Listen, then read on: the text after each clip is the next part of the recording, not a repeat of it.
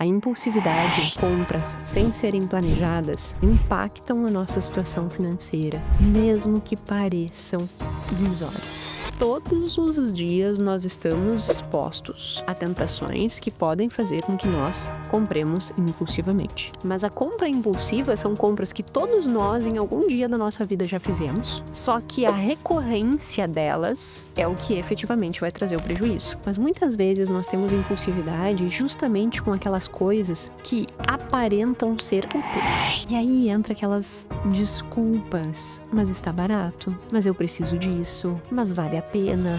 Então tu compra impulsivamente, ou seja, tu não planejou aquela aquisição, mas tu te convence de que aquela aquisição é racional. Se você seguir adiando a decisão de olhar para isso, seguir adiando a decisão de parar e reformular o teu comportamento, tu vai seguir sempre sem dinheiro. Mas existe um dado que diz que a estimativa é que cerca de 40 a 80% de todas as compras ao redor do mundo são compras impulsivas. Você tem que pensar, ok, eu tenho que definitivamente parar de fugir de uma gestão financeira mínima. Para que eu não tenha impulsividade, eu tenho que saber onde é que eu tô pisando. Quais são os principais aspectos que vão impulsionar a compra compulsiva? Primeiro, sim, está mais do que na hora de parar de fugir e tomar a decisão que você sabe que precisa tomar para definitivamente realizar uma mudança de comportamento. E sim, eu estou monotemática. Este é o terceiro episódio que eu estou fazendo, muito focada nessa mudança de comportamento. E tem determinadas coisas que são indispensáveis na vida para que nós possamos alcançar os nossos objetivos.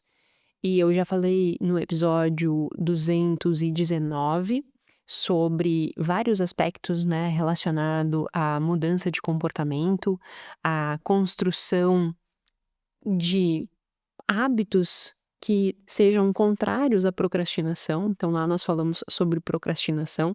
Se você não assistiu, sugiro que assista. No episódio anterior, 220, eu falei sobre mudanças de comportamento, os quadrantes de habilidade e motivação, e fiz várias provocações em termos de reflexão que são muito interessantes. E esse aqui, eu abordo um outro tema que também está envolto nessa mudança de comportamento, porque como eu mencionei no último episódio, mudar o comportamento e caminhar na direção de um objetivo significa você fazer coisas desafiadoras, significa você inibir comportamentos automáticos. E tem um comportamento automático que está acabando com os teus objetivos e você sabe disso. Você sabe que tem que parar, mas você não para. Que comportamento eu estou mencionando? Impulsividade. Definitivamente, para que nós consigamos caminhar na direção dos nossos objetivos, você precisa parar de adiar a decisão de controlar a tua impulsividade. Você precisa lidar melhor com a tua impulsividade. E quando eu falo impulsividade, enfim, eu vou começar o episódio, porque senão eu já vou começar antes de fazer a apresentação, e aí eu falo o conceito de impulsividade, que eu já falei aqui em outros episódios, e nós vamos adentrando para esse mundo, que é uma decisão difícil, mas é uma decisão que vai mudar tudo. É sobre isso que nós vamos falar no nosso episódio número 221 do podcast Mais que Finanças, podcast que nós falamos muito mais do que números, nós falamos de comportamento financeiro. Se você está aqui pela primeira vez, seja bem-vindo, meu nome é Jéssica Câmpara, sou doutora em finanças comportamentais, toda terça e sexta temos um episódio novo, muitos com artigo científico, maioria deles, eu sempre primo muito por trazer a ciência para as nossas discussões, mas também, por vezes, eu trago estudos de casos, por vezes eu trago bate-papo, enfim, é uma mescla sempre com o objetivo de construir uma vida melhor. E aí, nesse objetivo de construir uma vida melhor, o que é a impulsividade? A impulsividade é o ato de empregar um comportamento que não foi planejado, que não foi organizado, que não foi previsto. É quando tu age no completo impulso por um gatilho ambiental, seja uma promoção, ou por vezes até um gatilho interno, né? Uma sensação de que tu não tá tão bem quanto deveria e que tu precisa de alguma forma aliviar aquela sensação de desconforto, ou que você tá muito eufórico, quer comemorar alguma coisa, quer se, digamos, premiar. Então, o comportamento impulsivo, principalmente as compras impulsivas, elas sempre vão estar ligadas a um comportamento que não foi planejado, que vai vir dessas motivações, sejam elas motivações internas ou externas. E o que eu quero que você consiga ver na sua vida e no seu dia a dia? Sempre há espaço para um comportamento impulsivo. A impulsividade, que é o ato de não planejar, realizar determinadas aquisições, ela tá pairando em todos os lugares. Tu vai no supermercado e tu não tinha pensado em comprar um liquidificador, mas tu chega lá e o liquidificador que combina com a tua cozinha tá na promoção e tu pensa: "Ah, mas eu podia comprar esse liquidificador". Aí tu anda um pouquinho mais e tu olha, um sei lá, uma coisa que vai em cima da mesa e tu pensa: "Nossa, isso vai combinar tanto com a minha casa". E aí você vai lá e compra o prato que tu vai colocar em cima da tua mesa, porque vai combinar. Teu filho chega pra ti e diz: "Mãe, olha só, um carrinho que eu nunca tinha visto um igual, eu queria tanto". Aí você vai lá, compra o carrinho para o seu filho sem ter planejado também. Ou você vai num shopping e encontra uma roupa e você pensa: "Nossa, eu nunca encontro esse tipo de roupa, vou levar". Ou é aquele almoço não planejado, aquela pizza não planejada, aquela viagem não planejada. Todos os dias. Seja um comportamento complexo, no sentido de um comportamento maior, né, uma viagem, a troca de um carro, a aquisição de um imóvel, ou sejam coisas extremamente simples, como ir no supermercado. Todos os dias nós estamos expostos a tentações que podem fazer com que nós compremos impulsivamente. Compremos sem ter planejado, sem pensar, sem refletir, simplesmente pelo impulso da aquisição. Então, assim, o que eu quero dizer com isso é que a compra impulsiva não é aquela compra compulsiva que tu pensa em comprar o tempo inteiro. Mas a compra impulsiva são compras que todos nós, em algum dia da nossa vida, já fizemos. Só que a recorrência delas é o que efetivamente vai trazer o prejuízo. Então, a primeira coisa que eu te convido a analisar é o quanto isso tem acontecido, qual é a frequência que tu tem feito aquisições que não são planejadas. Que tu compra sem saber se tu tinha dinheiro à disposição, sem saber se isso vai prejudicar teus objetivos, sem saber se se aquele dinheiro vai fazer falta no mês seguinte, porque tu não projetou ainda o mês seguinte. Qual a frequência que esse comportamento tem acontecido na tua vida? Porque se existe uma frequência alta desse comportamento de impulsividade, tu vai estar sempre brigando com os teus objetivos. E aí, se tu não viu o podcast passado, eu te convido a ver. Mas nós discutimos a questão da motivação. Se tu tá sempre com comportamentos impulsivos, é porque naquele ato de fazer aquela compra, o valor subjetivo daquela aquisição cresceu muito. E é como se o teu objetivo naquele momento perdesse valor frente àquela impulsão, àquela impulsividade. E aí, como perdeu muito valor, por vezes você nem lembra. Exatamente pelo fato de que existe uma saliência muito grande desse produto que tá te instigando a agir impulsivamente. Ele tá à vista, ele tá vívido na tua memória. E o teu objetivo, ele pode estar meio morno na tua memória, porque tu pode pensar: "Ah, é só daqui 30 anos, então que diferença vai fazer a atender um desejo do meu filho, a comprar um prato que vai deixar minha sala bonita, eu vou me sentir bem quando eu chego em casa, eu vejo uma decoração bonita, a panela, uma frigideira, que fazia tempo que eu estava procurando e não achei". Entende? E aí eu quero que tu seja bem, coerente na sua análise. Eu não tô dizendo que tu não possa comprar essas coisas. Eu tô dizendo que o ato de comprar coisas desta forma, recorrentemente, sem planejamento, sem entender se aquilo fere ou não fere esses outros objetivos, vão fazer com que esses objetivos maiores e mais distantes se tornem cada vez maiores e mais distantes. E conquistá-los fica cada vez mais difícil. Portanto, se você não olhar para sua impulsividade, Não adianta você pensar: "Ah, mas é só eu ganhar mais que daí a coisa tá resolvida". Porque se você tiver um comportamento impulsivo, você vai ganhar mais e você vai só aumentar o valor que tu tá direcionando para atos impulsivos. Tu não vai mudar teu comportamento por ganhar mais. Tu tem que mudar o teu comportamento enquanto e durante qualquer momento da tua vida, independente de quanto tu ganha. Tu não pode esperar ganhar mais pra mudar teu comportamento, porque senão tu nunca vai mudar. Isso é uma grande falácia que as pessoas pensam. E aí começa a ganhar mais e segue com o mesmo problema. Então a impulsividade, ela é um desafio diário. Ela é um desafio diário. E aí nós temos que começar a entender o que reforça a impulsividade, para que nós possamos ter caminhos, ferramentas para minimizá-la, tá?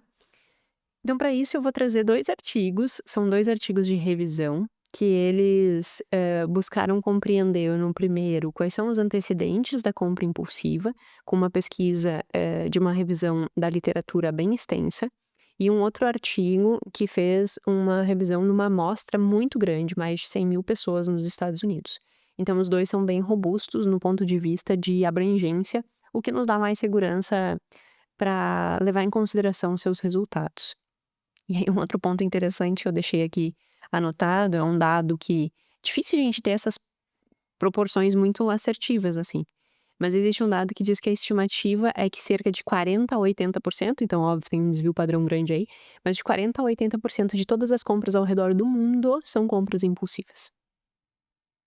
Então apenas para baixo disso, né, de 40% é que não teria, aí um nível de impulsividade abaixo disso 40% ficou estranho, né. É que de 40 a 80 é a margem que nós temos ali do que tem de impulsividade. Então se nós olhássemos para o máximo 80% seria que só 20% não tem impulsividade. Se nós olhássemos para o 40% de impulsividade significa 60% não tem impulsividade. Mas percebe que tem um desvio padrão grande, mas, já é um dado muito representativo, né. Se nós chegarmos no ponto alto, 80%, fica só 20% para compras planejadas, o que é alarmante. E aí depois nós vamos no outro estudo ver quais são as repercussões, com base nesse estudo com mais de 100.000 pessoas, quais são as repercussões da compra impulsiva, porque por vezes a gente pensa assim: "Ah, mas é indefeso comprar uma coisinha no supermercado sem ter planejado e tal". Sim, uma coisinha no supermercado que custa R$ 2 talvez. Agora, qual a frequência? É isso que eu tô dizendo. Qual a frequência que isso tem acontecido na tua vida? Se você, seguir adiando a decisão de olhar para isso, seguir adiando a decisão de parar e reformular o teu comportamento, tu vai seguir sempre sem dinheiro, tá? E aí tu pode estar pensando: "Ok, então existe uma predisposição muito grande a essa impulsividade, mas o que compõe essa impulsividade? O que faz com que nós sejamos tão impulsivos?". E óbvio que existem inúmeras variáveis que podem gerar um maior nível de impulsividade, tá? Dentre delas, por exemplo, transtornos mentais, bipolaridade, TDAH, são, transtornos que esquizofrenia, são transtornos que comprovadamente apresentam um maior nível de impulsividade. Nesses casos em que existe transtorno, você deve procurar um psicólogo, de preferência um psicólogo da terapia cognitiva comportamental, que são as terapias que têm um maior nível de evidência da sua eficácia para controle de impulsividade. Então a gente sempre tem que pensar isso, né? Prática baseada em evidência. Qual é a melhor evidência que nós temos para tratar esse tipo de comportamento? E o que nós temos hoje é a aplicação da terapia cognitiva comportamental para minimizar esse nível de impulsividade. Então, se você tem algum transtorno, por favor, é sério, busque ajuda. Por vezes as pessoas, principalmente pessoas com TDAH, chegam para mim e dizem: "Ai, Jéssica, eu não consigo me controlar, e não sei o que, não sei o que, não sei o que, não sei o que". Pergunto: "Tem acompanhamento psicológico, psiquiátrico?". "Não, nunca tive, nunca fiz nada". Eu digo: "Pois é, por que que tu tá jogando fora a tua possibilidade de viver bem? Não tem porquê, não tem porquê viver mal tendo evidências do que funciona. Então, se você tem um transtorno, eu te sugiro fortemente que você busque um profissional dessa área para que possa estar te acompanhando, tá? E dê preferência a depender do nível do transtorno. Por exemplo, bipolaridade, a depender do nível de bipolaridade, a depender do quanto o TDAH efetivamente te prejudica. Tem pessoas que têm um prejuízo muito grande, tem outras menos. A depender do nível, precisa tomar remédio. Então, assim, busque ajuda. Tirando essas pessoas que têm um transtorno e que vai exigir um nível de acompanhamento maior, como psiquiatra, psicólogo, tem outras pessoas que não vão ter um transtorno, mas que vão apresentar comportamentos impulsivos. Então, o mapa que eu trouxe aqui é mais para essas pessoas que não apresentam um diagnóstico, né, de um transtorno TDAH, bipolaridade, esquizofrenia ou qualquer outro transtorno nessa área. Eu faço essa ressalva porque muitas vezes as pessoas sofrem muito com o transtorno, sofrem muito por ter um transtorno e se sentirem incapaz, quando na verdade o que está faltando por vezes é só um manejo melhor daquele transtorno. E aí tu vai conseguir viver melhor, por isso que eu reforço tanto a busca de algum profissional. Se vocês quiserem, eu posso indicar alguns profissionais, eu tenho profissionais da minha confiança, tanto psicólogos quanto psiquiatras, e que talvez possa ajudar nesse processo, tá certo? Então, quem quiser, me bota aí um comentário ou me manda um direct que eu dou uma direcionada nisso pra tentar ajudar. Então, aqui a gente vai falar mais de pessoas eh, que não têm nenhum tipo de neurodivergência ou nenhum diagnóstico desse tipo, certo? Feito esse disclaimer, quais são os principais aspectos que vão impulsionar a compra compulsiva? Primeiro, há 5 fatores que podem anteceder o comportamento de compra compulsiva e que são mediados por outros 3 fatores. Vamos por partes. Primeiro, esses 5 fatores. E aí eu vou falando sobre cada um e a repercussão que isso tem na compra impulsiva. O primeiro deles é a própria tendência de compra compulsiva. Tem pessoas que podem até nem apresentar um transtorno, mas que elas apresentam uma sensibilidade maior à recompensa. Então, que elas têm uma predisposição maior a comportamentos impulsivos. E essas pessoas, elas naturalmente vão ter um comportamento impulsivo mais desafiador de ser, entre aspas, controlado. Então, esse primeiro grupo, ele já tem essa tendência, tá? Mas essa tendência, ela não tem uma associação gigantesca com a compra compulsiva. Nós temos um coeficiente de 0,14. Em segundo lugar, nós temos motivações hedônicas. Então, é aquele consumo pelo prazer imediato, pel por aquilo que vai me gerar de, entre aspas, dopamina, assim, né? Ai, nossa, eu comprei isso e ficou feliz. E aqui é onde existe o maior número de pesquisas. Então, a maior parte das pesquisas que vão trabalhar a impulsividade, elas vão trabalhar pelo aspecto da motivação hedônica. Então, aquisições de coisas pelo único motivo prazer, tá? Então não tem utilidade, que é diferente do terceiro fator, que é motivação utilitária. E aí é muito interessante esse aspecto. A motivação utilitária, ela apresenta uma carga fatorial, ou seja, ela apresenta um coeficiente, na verdade aqui é um coeficiente, superior à motivação hedônica. O que que isso significa? Que a força de influência da motivação utilitária, ela é maior, neste caso aqui, eh, com obviamente uma revisão de vários estudos, é maior do que a motivação hedônica. O que que na prática isso quer nos dizer? Que muitas vezes nós temos impulsividade não por coisas que nós compraríamos única e exclusivamente pelo prazer imediato que aquilo nos dá. Mas muitas vezes nós temos impulsividade justamente com aquelas coisas que aparentam ser úteis. E aí entra aquelas desculpas, mas está barato, mas eu preciso disso, mas vale a pena. Então tu vai pensar assim, o liquidificador que eu dei o exemplo antes. Mas vale a pena comprar um liquidificador, porque fazia muito tempo que eu estava procurando. Tu tem uma motivação utilitária. Eu sei lá, faço batida todos os dias. Eu precisava de um liquidificador maior, entende? E aí é muito interessante, por quê? Porque nós temos que ter cuidado com isso. Muitas vezes nós julgamos que só a motivação hedônica é aquela que vai fazer com que nós tenhamos comportamentos disfuncionais. Ah, mas é é o prazer pelo prazer.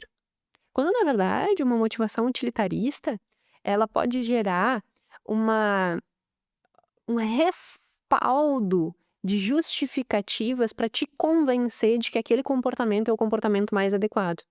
Então tu compra impulsivamente, ou seja, tu não planejou aquela aquisição, mas tu te convence de que aquela aquisição é racional.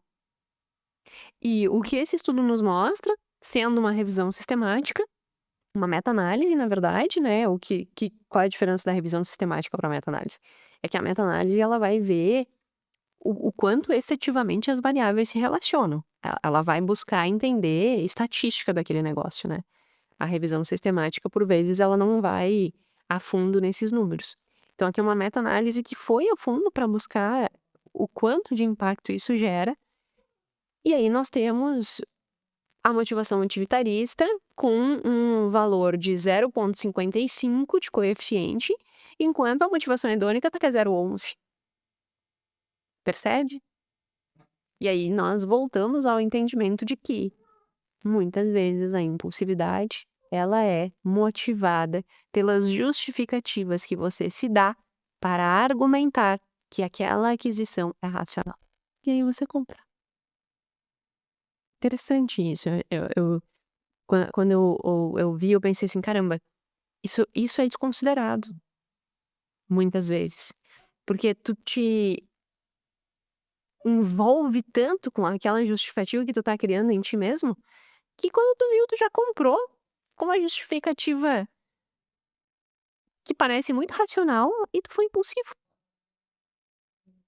E tu nem percebeu essa impulsividade.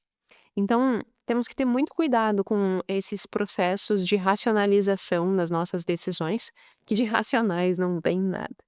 Depois nós entramos para o quarto aspecto.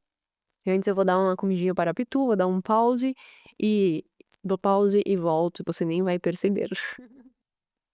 O quarto fator são normas subjetivas. As normas subjetivas, elas são constituídas muito pela cultura, pelo ambiente, pela família, pela socialização, pelos amigos, pelas pessoas às quais você convive. E elas vão diretamente influenciar o teu comportamento de compras impulsivas. Se tu convive com muitas pessoas que têm um comportamento impulsivo, "Ai, por favor, vamos lá, não sei o quê", sabe aquela pressão social? Obviamente, tu vai ter uma maior predisposição a ter esse comportamento. E essas normas subjetivas, elas podem impactar na compra compulsiva. E por fim, mas não menos importante, os estímulos de marketing. Eles também induzem, né, um comportamento de compra compulsiva. Então esses são os antecedentes da compra compulsiva.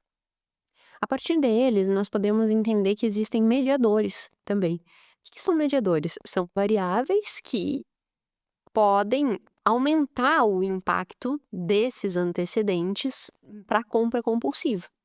Então, por exemplo, no meio dessa relação entre, exemplo, motivação hedônica para compra impulsiva, pode existir aí uma emoção negativa ou uma emoção positiva. Então, é como se adicionasse uma variável no meio dessas duas, dos antecedentes e do consequente final, que é a compra compulsiva. Então, no meio tem uma outra variável que reforça a impulsividade. E aí, essas três variáveis são emoção positiva, emoção negativa e autocontrole. Todas se relacionam com as variáveis antecedentes. Exemplo: quanto maior é a motivação hedônica, maior é o afeto positivo, ou seja, emoções positivas, e maior vai ser a tua compra impulsiva. Sim, euforia, felicidade também pode levar à compra impulsiva. E o que é interessante que eles mostram aqui é que a associação entre compra impulsiva e emoções é mais forte com emoção positiva do que com emoção negativa. Embora nós tenhamos comprovações muito sólidas de que o ato de comprar é um ato de regulação emocional, ele não só acontece quando a pessoa tá triste, quando a pessoa tá frustrada, quando a pessoa tá sentindo culpa, quando a pessoa tá ansiosa. Ele acontece também quando a pessoa tá feliz, quando a pessoa tá realizada, quando a pessoa quer se recompensar. Então, tanto emoções positivas quanto emoções negativas podem reforçar as tuas compras compulsivas. Só que existe um aspecto aí de mediação que pode contornar tudo isso, que é autocontrole.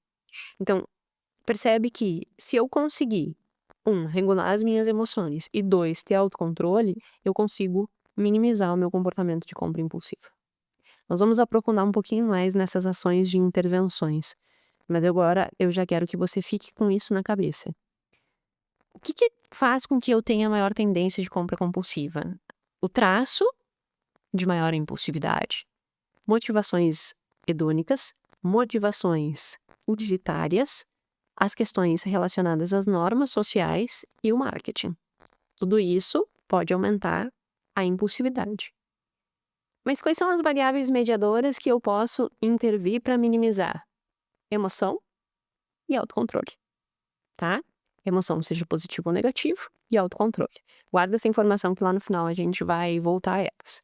Antes de ir para essa discussão de como que então eu vou intervir nas minhas emoções e no meu autocontrole, vale nós entrarmos num estudo que foi realizado nos Estados Unidos, com uma amostra de mais de 100 mil pessoas, para tentar entender qual era a consequência da impulsividade nas questões financeiras. Porque a discussão era a seguinte, tá, mas será que impulsividade é sempre ruim? Né? Nesse outro artigo também discute isso. Porque por vezes pode ser que tu te torne um impulsivo funcional. Em que sentido? Fico meio obcecado por determinada coisa, e aí tu tem aquela impulsividade, sei lá, de estudar, de ter comportamentos que na verdade vão te beneficiar e não só prejudicar, né. Então existe aí uma vertente dessa impulsividade que pode ser benéfica, mas por outro lado ela também pode trazer muitos prejuízos. E quando nós falamos do ponto de vista de finanças, esse estudo ele nos trouxe as seguintes evidências. Primeiro, ele confirmou que sim, né, a compra impulsiva, ela é utilizada como regulador emocional, principalmente quando vem atrelada a: "Nossa, comprar me faz bem como nada me faz", ou, gasto quando eu estou muito deprimida ou muito preocupada. Então, quando está envolta nessas frases, nessas crenças, né, comprar então me faz bem, porque eu tô preocupada e eu me distraio. Eu já fiz um episódio falando sobre isso, há pouquinho tempo inclusive. Então sim, ele comprovou que existe, regulação emocional aí na aquisição. Só que olha que interessante, o que que ele provou? Aumentar o nível de impulsividade, ou seja, ter essas compras impulsivas, diminui capacidade financeira, ou seja, a pessoa fica com dificuldade de lidar bem com seus fluxos de caixa, com a sua gestão financeira, com lidar com as coisas relacionadas a banco, a cartão de crédito e tudo isso. Maior chance de eventos adversos e maior probabilidade de falência, o uso de cheque especial. E é muito interessante que eles conseguem provar que não é só aquelas pessoas que estão num nível de impulsividade muito grande que têm esses prejuízos.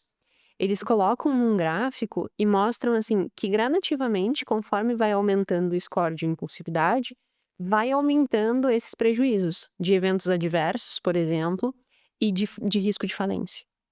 Por que que isso é interessante? Porque eu comecei falando no episódio sobre isso, que muitas vezes nós atribuímos determinados comportamentos como se eles fossem irrisórios, assim. Mas é só um prato para colocar em cima da minha mesa. Mas é só um presente para o meu filho. Mas é só um liquidificador. Mas é só uma frigideira. Sim, mas quanto mais tu vai te condicionando que fazer essas aquisições é bom, mesmo sem ter planejado, mais próximo você está de ter esses riscos, porque vai aumentando esse nível. Então é como o pessoal tem dito em relação à parte de bebida de álcool. Hoje nós já temos evidências na ciência de que não existe dose segura. Ah, mas eu tomo só uma tacinha por dia. Não, tu tá intoxicando teu cérebro e isso vai gerar prejuízo. Não existe dose segura para álcool. Como não existe dose segura para impulsividade? Ah, mas é só isso aqui. Não. Aquilo ali já tá gerando um nível de prejuízo. Óbvio que quanto maior o nível de impulsividade, maior o prejuízo. Nesse sentido, que prejuízo? Risco de falência e envolvimento em eventos adversos. Então, esses eventos adversos nossa, aconteceu uma catástrofe, sei lá, bati o carro, aconteceu alguma coisa muito difícil e eu não tenho mais como lidar.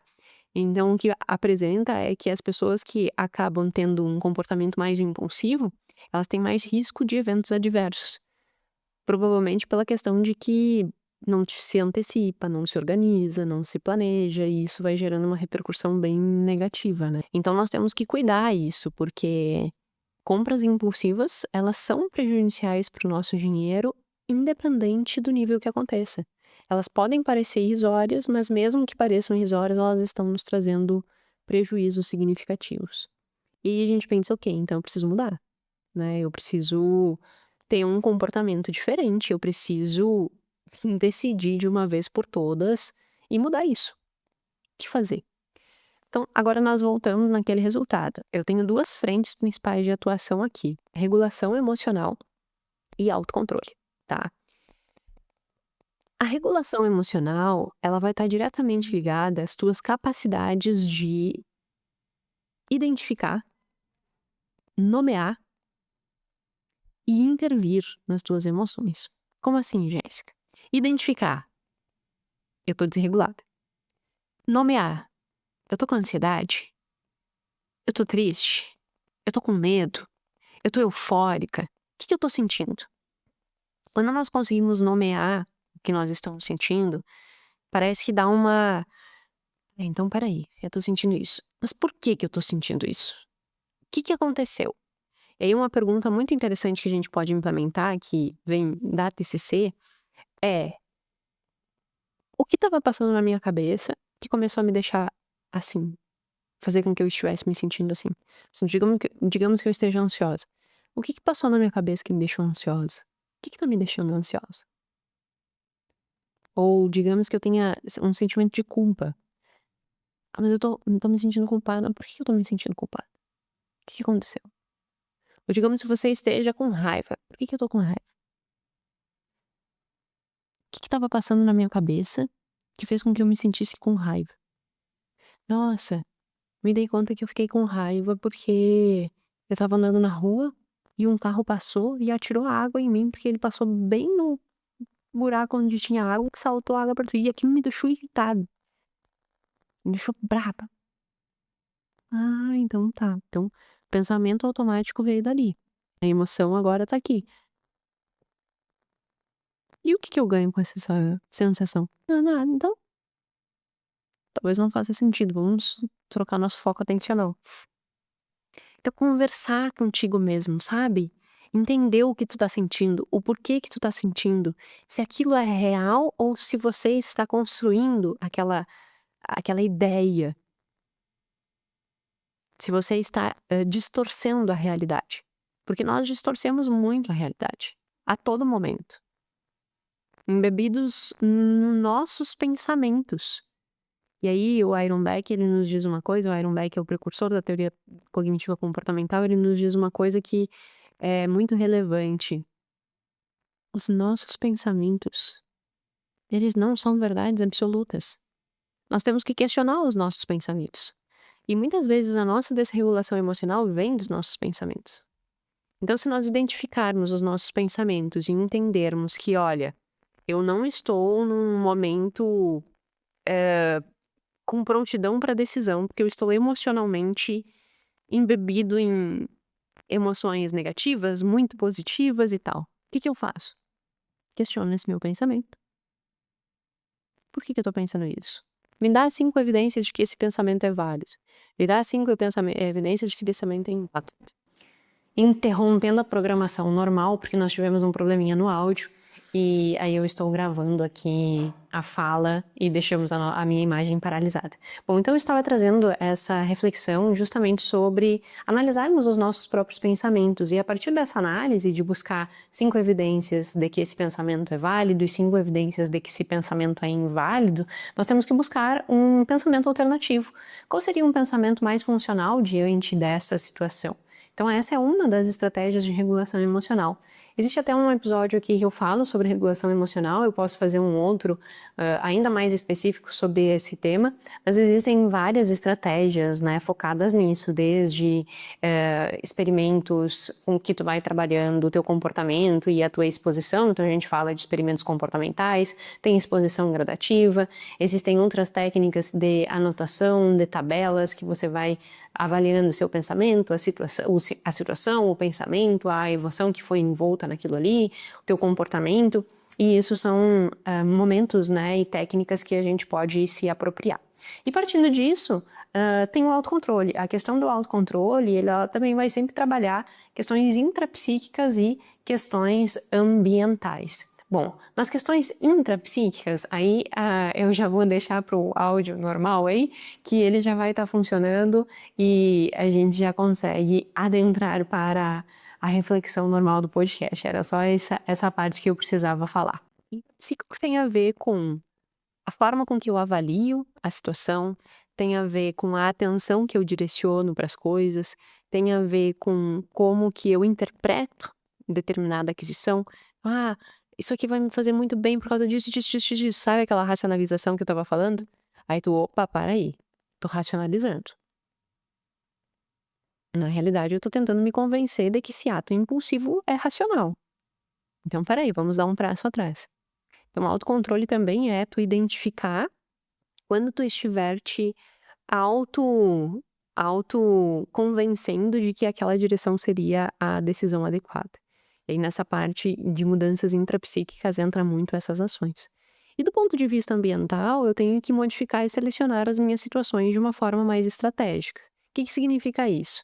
Eu tenho que modificar a minha situação, ou seja, se eu puder modificar os estímulos dentro do meu ambiente, eu modifico. Exemplo, eu costumo, ó, eu até estava procurando aqui, não tá. O meu celular eu costumo deixar longe de mim. Por quê? Porque eu sei que se o celular tá perto, a gente tem uma tendência de pegar o telefone, e por vezes isso gera distração. Então eu deixo longe. Aí tu vai pensar assim: "Ah, modificar, eu não vou mais carregar o cartão de crédito na minha carteira". Deixa longe. Selecionar a situação. Se eu vou no shopping e o shopping não é um ambiente que nesse momento é rico pra mim, no sentido de que vai gerar gatilhos e eu vou me comportar da forma adequada, então não vou mais no shopping, por um determinado tempo. Então eu tô selecionando o lugar que eu vou, tô selecionando às vezes as pessoas as quais eu vou conviver, e isso vai ajudando a conter os gatilhos que podem desencadear uma compra impulsiva. Vou, tirar os aplicativos das lojas, vou bloquear os WhatsApp das lojas que ficam mandando: "Oi, estou com saudade de você". Né, não fica recebendo esse tipo de mensagem que isso vai dando gatilho. Essas 2 frentes de atuação, elas são muito importantes. Inclusive eu tenho um treinamento completo de autocontrole, que se chama, acho que eu já falei várias vezes sobre ele aqui, né, mas só reforçando que é o TAF, Treinamento de Autocontrole Financeiro, e que ele é aberto, disponível sempre, é um curso que ficou muito legal. Eles são 8 semanas de treinamento, além de 3 semanas de conteúdo técnico, e que é extremamente aplicável, né, e que ele vai percorrer todo o processo de autocontrole. Então se você quiser conhecer, aqui na descrição é só você clicar no link para conhecer os meus cursos, lá você vai ver o TAF, que é um preço irrisório, R$ 297, mas que ele te ajuda muito nisso. E também tem o Fim do Ciclo da Escassez, que para quem está nessa sensação de que não tem o suficiente, também é um curso bem interessante, também pelos mesmos 296. Então quem quiser conhecer, eles estão aí à disposição. Essas 2 frentes são importantes. E aí para além dessas 2 frentes, você tem que pensar: "Ok, eu tenho que definitivamente parar de fugir de uma gestão financeira mínima". Para que eu não tenha impulsividade, eu tenho que saber onde é que eu tô pisando. Né. E aí eu preciso parar de adiar uma decisão importante que é sentar a bunda na cadeira e fazer o básico. Quanto eu ganho? quanto eu tenho pra pagar, se tá sobrando, se não tá sobrando.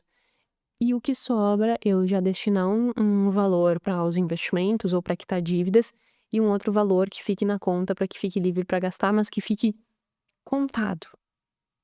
Não te dê a chance de ser impulsivo, porque se tu te der a chance, tu vai ser. Todos os dias a gente tem alguma coisa que nós podemos ser impulsivo. Eu dei alguns exemplos maiores, mas pode ser impulsividade até nas coisas básicas, tipo, todos os dias eu desço do meu trabalho e eu compro um pão de queijo. Não tô dizendo que o pão de queijo é prejudicial, tô dizendo que tu tá agindo impulsivamente. Tu já colocou isso dentro do teu orçamento? Quanto é que isso tá representando? Se é menos de 0,0, então não tem problema nenhum. Agora, se ele tá representando no mês R$ 300 e isso é muito, talvez eu tenha que repensar, entende? Só que tu só vai descobrir se tu analisar. Então para de fugir disso. Olhe pra tua situação financeira de uma forma simples, mas olhe pra tua situação financeira e reestruture, sabendo o que tu tem que fazer, o que tu pode, o que tu não pode. Orçamento não é prisão. Orçamento é a tua liberdade. Por quê? Porque daí tu sabe exatamente o que faz sentido tu fazer e o que não faz sentido tu fazer. Porque o que tu perceber que não faz sentido é aquilo que seria impulsivo. E aí tu entende como que tu tem que agir pra caminhar na direção dos teus objetivos e não se distanciar deles. Então é o básico. Tenho dinheiro? E aí tu pode até empregar perguntas simples, assim, no ato. Quando tu perceber que tu vai ser impulsivo, tu pensa: "Eu tenho dinheiro? Eu já vi se esse dinheiro não vai me fazer falta para objetivos que eu me programei? Como que isso impacta no longo prazo? Eu já fiz uma projeção dos meses seguintes para saber se essa aquisição de agora não vai se sobrepor a outras aquisições e isso vai gerar uma redução na minha folga financeira?" São coisas simples, mas que você vai precisar parar de fugir. E que no momento que tu parar de fugir dessas coisas, eu te dou ter certeza, a tua vida vai começar a mudar. A impulsividade, compras sem serem planejadas, elas impactam a nossa situação financeira, mesmo que pareçam irrisórias. Ai, mas é só isso, não existe compra impulsiva segura. Leve isso, que eu já me dou por satisfeita e pare de fugir. Em frente, que eu te dou certeza que a tua vida vai melhorar, tá certo? Meu muitíssimo obrigada. O episódio que vem tem uma surpresa bem legal, um episódio diferente. Eu te espero lá. Se você gostou, se você achou que esse episódio foi um episódio que contribuiu para que você consiga caminhar ainda mais na direção dos teus objetivos, viver a vida que vale a pena ser vivida, compartilhe com outras pessoas, curta, comenta e sempre que vocês interagem mais, o YouTube entrega mais e isso me ajuda muito.